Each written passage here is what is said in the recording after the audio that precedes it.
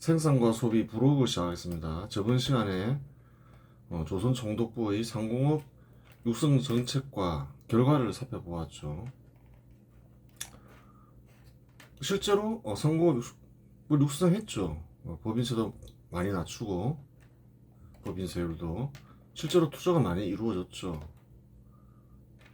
동아시아에서 가장 큰 발전소도 세워지고 동아시아에서 최대 규모의 제철소도 1930년대에 건설됐죠. 공업이 많이 발전했어요. 실제로 그랬다는 거예요. 그러면 그 산업시설이 어느 정도 규모였냐 한번 살펴볼 필요가 있는데, 저번 시간에 언급 안 했는데, 아시아 전체로 볼 때 일본을 빼면 한반도 산업시설이 아시아에서는 두 번째로 컸어요. 6.25 때 아무것도 없었다니까. 그래요. 한반도는 산업이 발전되지 않은 곳이다 이렇게 생각할 수 있는데, 그 식민지 시기를 안 배우잖아요. 근데 식민지 시기 때 한반도는 아시아에서 넘버 2였다는 거예요. 일본을 빼고 한반도만 볼 때도. 비교될 수 있는 곳은 정확하게 비교는 안 되죠. 수치가 안 나와 있으니까 자료가. 한반도만큼 발전한 곳은 인도와 만주 정도밖에 없었다는 거예요. 인도는 워낙 인구가 많으니까 그럴 거고 땅이 크고. 근데 비슷한 수준이었다는 거예요. 한반도와. 그래요. 그게 역사적 사실이라는 거예요.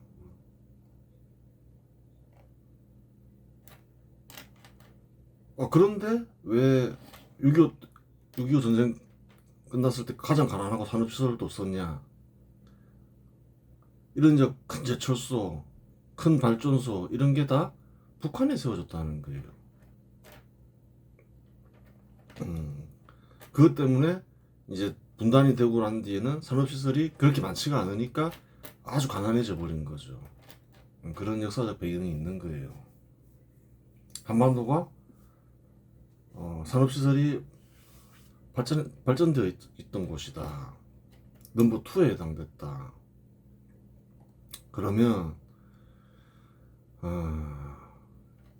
그런 거예요. 이런 어떤 발전 경험, 한반도에서 군사 정부 때로 알려져 있지만 사실은 군사 정부 때의 발전은 첫 경험이 아니라는 거예요. 사실 한반도 사람들, 그 시대 한반도 사람들에서는 두 번째 경험이라는 거예요.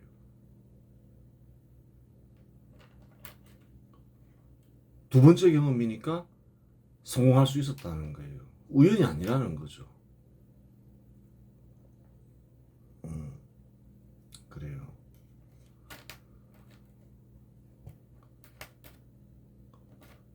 제철소를 건설하고 수출 중심으로 나가고 그게 갑자기 나온 게 아니라는 거예요. 일제 식민지 시기를 경험했던 노하우에서 나온 거예요. 박정희 대통령이 그렇잖아요.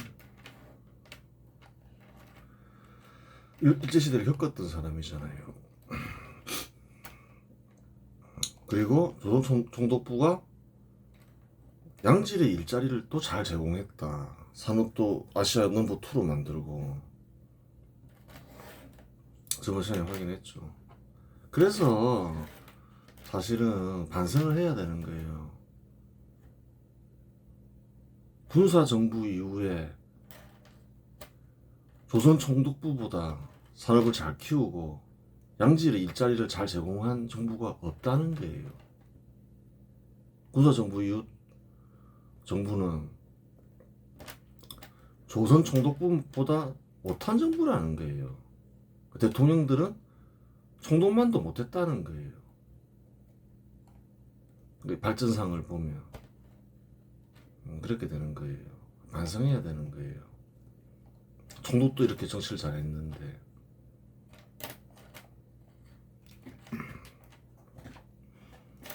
그 다음에 다음으로 교육 정책을 살펴보자. 뭐 전부 살펴볼 수는 없지만 핵심이 되는 것을 살펴봐야 되죠. 왜 교육 정책을 살펴보나요? 교육 정책을 통해서도 3차 인류혁명 세력이 생기기 때문에 그렇죠. 3차 인류혁명 세력이 생기는 경로에도 여러 가지가 있을 수 있다. 갑신정변을 일으키는 이들이 뜻이 개성되고 확산되면 생기는 경로는 앞에서 이미 살펴보았다. 그런 경로가 있죠. 갑신정변을 일으키는 이들이 뜻이 개성되고 확산되면서 생긴 세력이 사실은 한국을 세우는 주축 세력이 되는 거죠. 그 세력만 한국을 세우는 데 기여했냐? 그건 또 아니라는 거예요. 한 경로만 있는 게 아니라는 거예요. 다른 경로도 있다는 거예요. 또 다른 경우에는 식민지식이 사회 경험을 통해 3차 인류혁명 세력이 되는 경우가 있다. 이런 사람들이 대부분일 수도 있다는 거예요. 조선 총독부의 정책은 조선의 정책과 완전히 다르다. 저번 시간에 확인했죠. 소장농이나 신분이 낮은 이들을 조선 정부는 굉장히 수탈했죠. 근데 일본 정부는 총독부는 어떻게 하나요? 관리가 수탈 안 하죠. 신분제도 폐지하고 아예 그냥 세금을 면제시켰죠. 조선인들에게는 어땠을까요? 대부분의 조선인들 굉장히 충격적이었겠죠. 조선 정부와 완전히 다른 정부라는 거예요. 실제로 큰 계획을 한 거죠.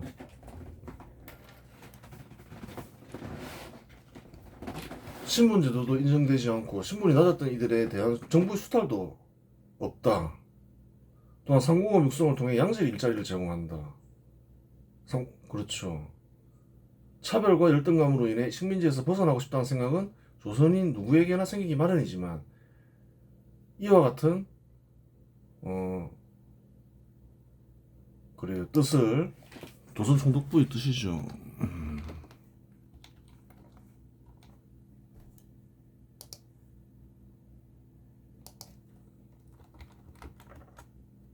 조선 총독부의 뜻을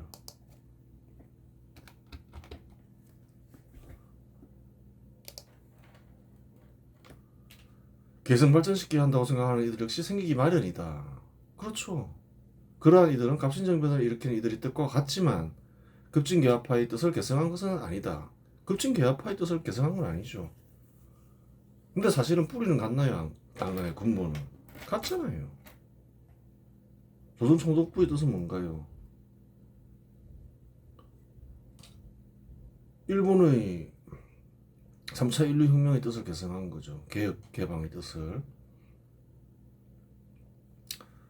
근데 급진개화파는 누구에게 배웠나요? 그들에게 배운 거잖아요. 근본은 같은 거죠. 근본은 같지만 급진개화파로부터 급진개화파의 뜻을 계승한 건 아니다. 이 사회 경험을 통해서.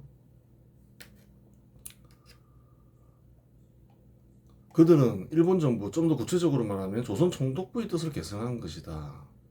타국의 정부이긴 하지만 조선 총독부는 3차 인류혁명 세력이니 조선 총독부의 뜻을 계승하면 자연히 3차 인류혁명 세력이 된다는 거예요. 한 가지 근거만 있는 게 아니라는 거예요.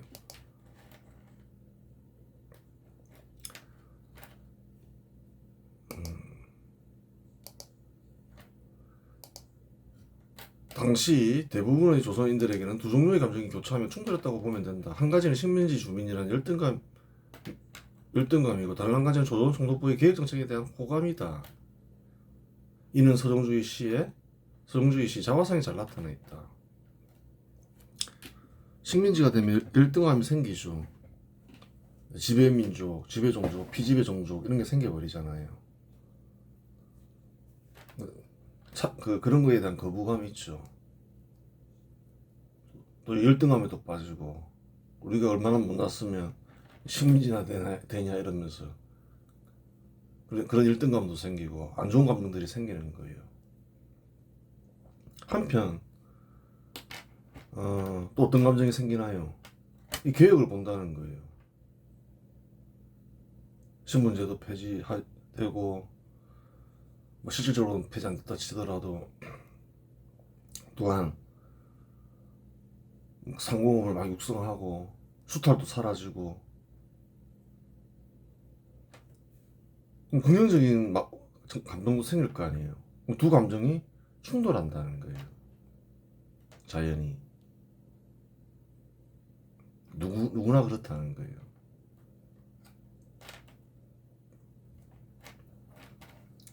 두 감정이 충돌하면 어떻게 되나요? 독립에 대한 의지도 있지만 또 그 총독부에 대한 호감도 있다. 그럼 이제 그 묘한 감정이 생겨버리는 거죠.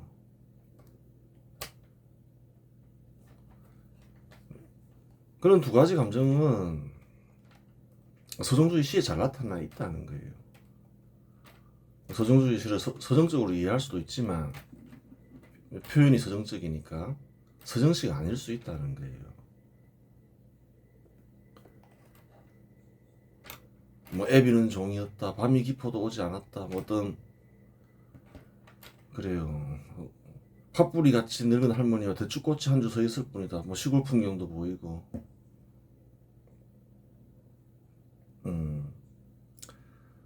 근데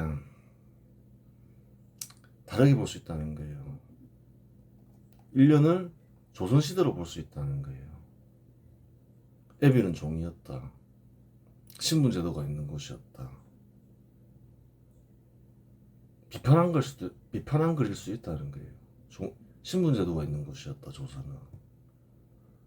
밤이 깊어도 오지 않았다. 그 주인이 마구 부려먹었다. 그렇게 풀이할 수 있잖아요. 팥뿌리 같은 늙은 할머니와 대추꽃이 한 주 서 있을 뿐이다. 어떤 시골 풍경을 생각할 수도 있지만 초라한 환경일 수 있잖아요. 아주 초라했다. 어매는 달을 두고 풋살구가 꼭 하나만 먹고 싶다 하였으나 시골에는 그런 어떤 낭만이 있었구나 이런 생각할 수도 있지만 풋살구를 떠올리면서 또 달리 보면 어떤가요? 풋살구 꼭 하나만 먹고 싶다. 풋살구도 먹기 어려울 정도로 가난했다. 조선시대를 비판한 걸 수도 있죠. 조선은 이렇게 가난한 나라였다. 흙으로 바람벽 한 호롱불 밑에 손톱이 까만 에미의 아들, 뭐 전등도 없고 뭐 그냥 손톱이 까맣다. 씻지도 못해서 꾀재재한 아들. 그렇게 가난했다. 조선시대를 비판하는 걸로 볼 수 있죠. 조선시대 딱 떠올리면 뭐 한 문장 한 문장 표현은 뭐 어떤 서정적으로 보이지만 풀이가 그냥 끊기지 않고 저절로 이어지잖아요. 가보년이라든가 뭘 떠올리나요? 가보년에 뭐 있었나요? 가보개혁도 있었지만 동학난도 있었죠. 바다에 나가서는 돌아오지 않는다 하는 외할아버지. 동학난 때 많이 죽었죠. 동학난 때 죽은 이를 외할아버지로 표현하는 거죠. 그래요. 동학난은 무엇에 대한 거부인가요? 그 조선 정부에 대한 반란이죠. 그렇잖아요. 그런데 또 조선을 비판할 수 있는 거죠. 조선이란 곳은 막 관리들이 수탈해가지고 그 밀란이 일어나고 그 밀란이 일으킨 사람들을 죽이더라. 돌아오지 않았다 했잖아요. 죽이는 아주 그 나쁜 정부였다. 비판 한 연으로 보면 아무 무리가 없죠. 술술 풀이되잖아요. 머리털과 그 커다란 눈이 나는 닮았다 한다. 조선을 부정하는, 조선에 반항하는 나를 닮았다 한다. 그렇잖아요. 동학난 일으킨 사람이 그렇잖아요. 조선시대로 풀이하면 1년은 아주 자연스럽게 풀이되죠. 그럼 2년은 뭘까요?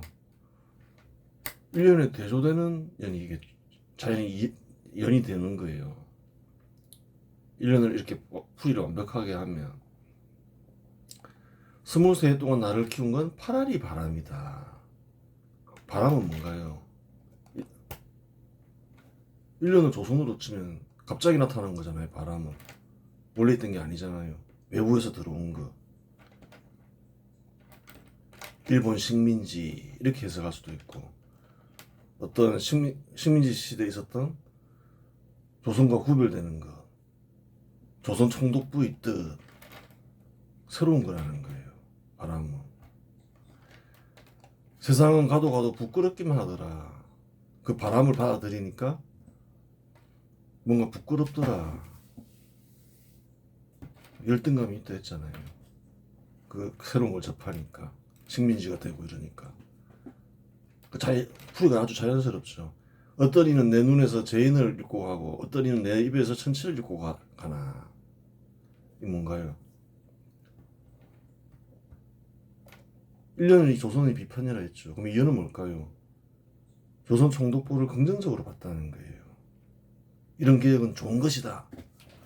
신분제도 폐지하고, 수탈 안 하고, 신분 낮은 사람들에게 세금을 면제시키고, 이게 맞다. 그렇게 얘기하니까 또 그것을 비판하는 사람들은 넌 죄인이다. 이렇게 얘기하는 사람들이 있겠죠. 또 너는 천치다. 조선인들을 위해서 하는 건 줄 아냐. 이러면서. 풀이가 아주 자연스럽잖아요. 나는 아무것도 뉘우치지 않을란다. 나는 그것이 맞다고 생각한다. 다시 조선으로 돌아갈 수 없다. 이게 맞다. 그렇게 생각하니까 아무것도 뉘우치지 않을란다. 이렇게 쓰잖아요. 풀이가 아주 자연스럽게 넘어가잖아요. 찬란히 튀어오는 어느 아침에도 이마 위에 얹은 시의 이슬에는 몇 방울의 피가 언제나 섞여 있어. 고통스럽다. 그 말이죠. 벼치거나 그늘이거나 혓바닥 늘어뜨리는 병든 숙회마냥 헐떡거리며 나는 왔다. 비난하는 이도 있고 뭐. 그러니까 내 뜻이 옳다고 생각한다. 나는 절대 뉘우치지 않는다. 이러면서도 고통스럽게 살아간다. 그렇잖아요. 풀이가 자연스럽게 이어지잖아요. 풀이한 걸 간단히 적어 놓은 거죠. 서정주의 시 자화상은 서정치로 알려져 있지만 서정시가 아니다. 한번 풀이해보자. 서정시가 아니라는 거예요. 1년은 조선에 대한 비판이다. 애비는 종이었다는 말은 조선시대는 신분제도가 있는 시대로 조선을 비판한 말이다. 그렇게 생각하고 한번 풀이해보자는 거예요. 엄에는 달을 두고 풋살구가 꼭 하나만 먹고 싶다 했으나 에서 전하고자 하는 바는 조선은 풋살구 하나도 먹기 쉽지 않은 가난한 곳이었음을 의미하고, 나아가 조선의 잘못된 정치를 비판하고 있다. 가보년이라든가 바다에 나가서는 돌아오지 않는다 하는 외할아버지라는 말은 동학란을 연상시키는데, 조선은 국민들을 수탈이나 하며 죽이던 곳이라고 말하며 조선에 대한 역겨움을 표시하고 있다. 그렇잖아요. 조선이라 1년은 조선을 얘기한 것이다. 이러면 가보년은 동학란이 돼버리잖아요. 가보년에 동학란이 있었으니까 1894년. 그러면 이현은 자연이 뭐가 되나요? 이현은 총독부의 계획에 대한 찬양이다. 자연은 그렇게 되죠. 1년을 그렇게 부여하면. 나를 키운 건 파라리 바람에서 바람이 뜻하는 바를 알아야 한다. 바람은 갑자기 나타난 것이다. 즉 총독부의 뜻을 가리킨다. 혹은 식민지 시대를 뜻할 수도 있다. 그렇죠. 1년을 조선, 또 어떤 조선이 실현하고자 하는 뜻, 이렇게 풀이해버리면 이현은 이렇게 자연히 이렇게 풀이되죠. 총독부의 뜻을 계승하자니 천치나 죄인 소리를 들어 괴롭다고 말하고 있지만, 나는 아무것도 뉘우치지 않을란다라고 말하면 결국 자기는 총독부의 뜻을 계승하겠다고 분명히 밝히고 있다. 그렇다는 거예요. 1년을 풀이하면 자연히 그렇게 풀이되는 거죠. 당시 조선인 중에는 다음과 같은 생각을 하는 이들이 있다. 조선 총독부의 계획은 조선인을 위한 것이 아니라 일본인을 위한 것이니 계획은 의미 없어. 따라서 조선 총독부의 계획을 찬양하는 일은 바보 천치야. 그런 얘기를 하는 이들이 있었다는 거예요. 그러니까 그런 말을 썼겠죠. 조선인이 독립국을 건설하는 일이 선이고 조선 총독부의 뜻을 계승하는 일은 악이야. 따라서 그러한 뜻을 계승하는 자는 죄인이야. 그 죄인이라고 말하는 이도 있었다는 거예요. 그걸 그냥 시에 써놨을 뿐이라는 거예요. 어떤 이는 내 눈에서 죄인을 읽고 가고, 어떤 이는 내 입에서 천치를 읽고 간다. 이런 말이 왜 들어가나요? 이런 말을 왜 썼을까 생각해 봐야 될 거 아니에요.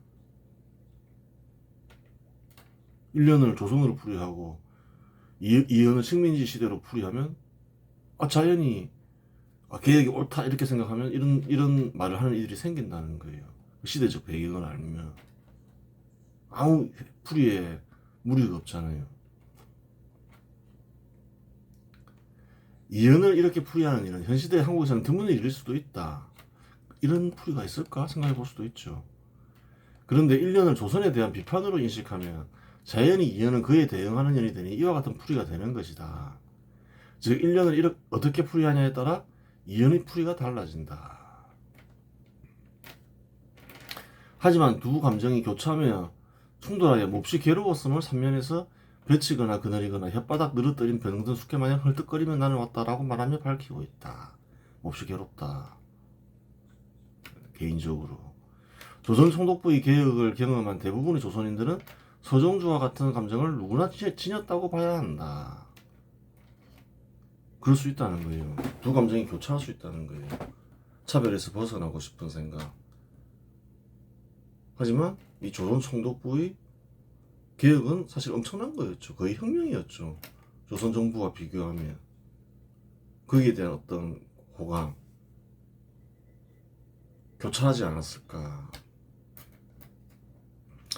격렬한 투쟁이 일어나지 않은 원인을 생각해봐야 되는 거예요.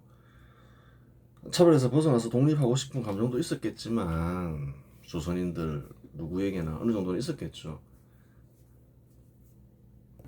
강도가 매우 약했다는 거예요. 그러니까 1941년에서 45년 사이는 독립이 가능한 시기였다 했죠. 그때 폭동이나 내전이 일어나지 않은 이유는 몇 가지 이유가 있죠. 그 전에 뿌리가 뽑혔다.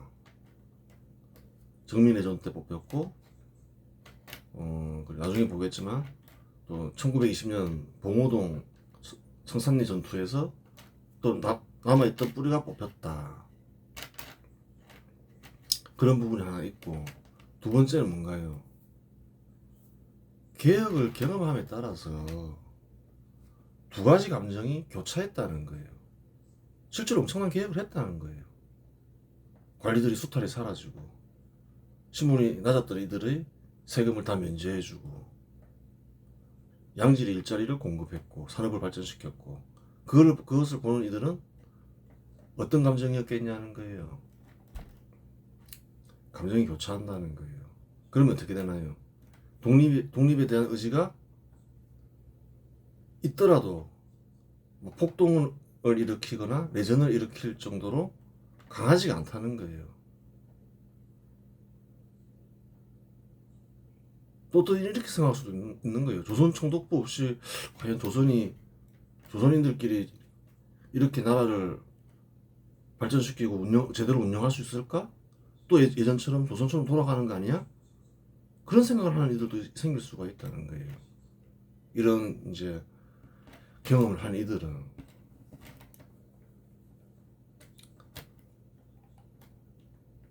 이제 그러니까 이제 어느 정도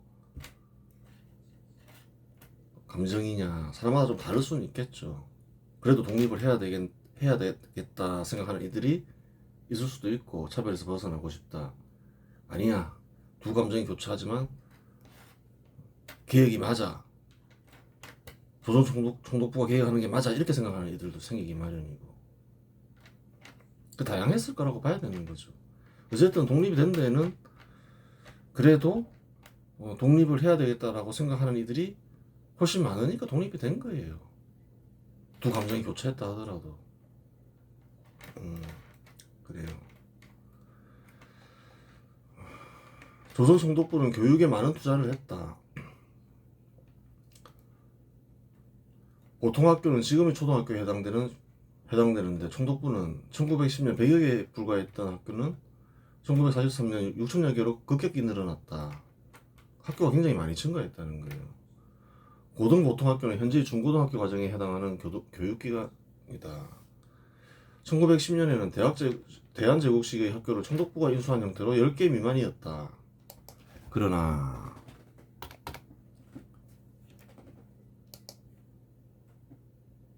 미만이었다.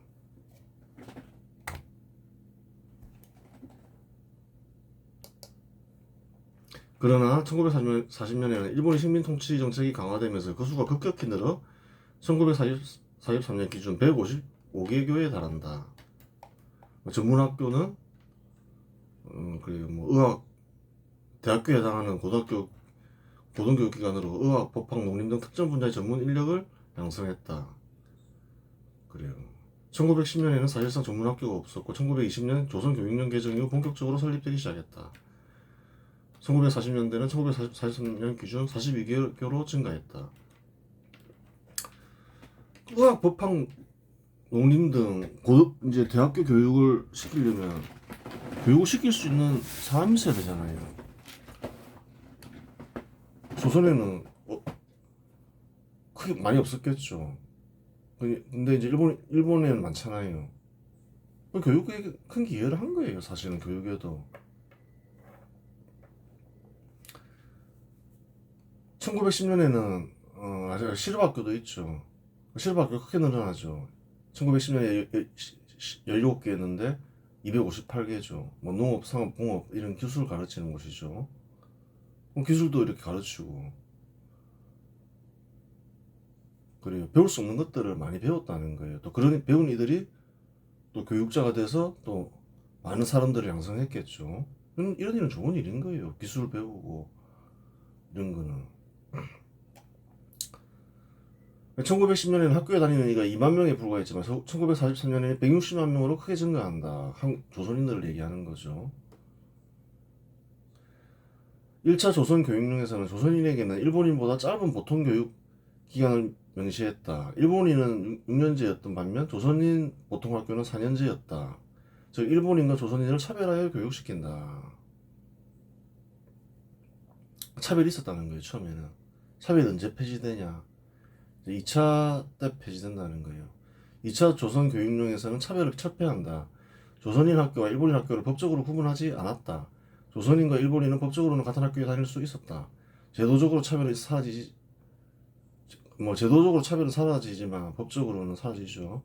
현실에서 차별이 즉각적으로 사라진 것은 아니다. 뭐든지 그렇죠. 뭐 신분제도 폐지했다 해서 뭐 신분제도가 뭐 바로 폐지되고 그런 건 아니죠. 이런 것도 다 마찬가지죠. 조선인 학교와 일본인 학교가 구별되어 있었다. 1차 때 차별 없앴다 해서 뭐 구별이 바로 사라지고 이런 건 아니죠. 그런 건 아니라는 거예요. 하지만 뭐 서서히 사라지는 거죠. 그래요. 역사는 보통학교와 고등보통학교에서 가르쳤는데 일본사는 필수 과목이었고 조선사는 선택 과목이었다. 그 일본사를 가르쳤다는 거예요. 그런 역사를 배우면서 또 이제 개혁 세력이 될 수 있는 거죠. 즉 일본 역사를 공부하면서 3차 인류혁명 세력이 되는 이들이 있었다. 이들 역시 조선 총독부의 뜻을 계승한 이들이다. 그렇게 볼 수 있는 거죠. 교육을 통해서도 형성될 수가 있다는 거예요. 또 교육을 받고 또 이제 어떤 식민지 시대의 경험을 하면서 또 될 수도 있는 거예요.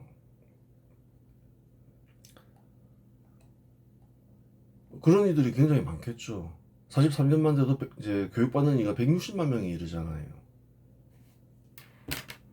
근데 급진계합화의 뜻이 계승되고 확산되는 건 뭔가요?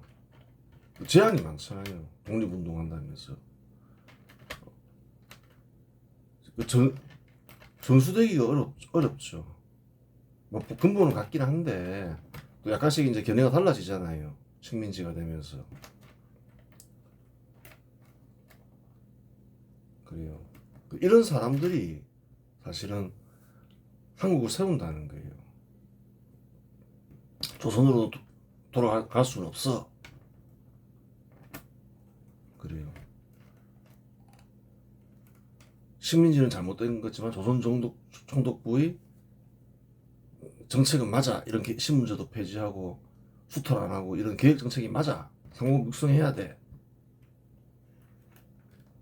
이런 사람들이 이제 한국을 세울 때 다수겠죠. 그리고 그 중심에 또 누가 있나요? 또 이승만 대통령처럼 독립운동하던 이들이 또 있다는 거예요. 그 급진개화파의 뜻을 계승하고 발전시키는 이들이 또 있다는 거예요. 그 사람들이 이제 이 두 세력 다 같은 세력이긴 한데 경로가 다르죠. 그래서 뭐라고 얘기했나요? 한국을 세운 이들은 3차 인류 혁명 세력이다. 그런 사람들이 세우고 또 6.25 전쟁이 터졌을 때 희생하면서 세워진 나라지 임시정부하고는 별 상관이 없다. 그렇게 얘기를 하는 거예요. 이번 시간은 여기서 마치겠습니다.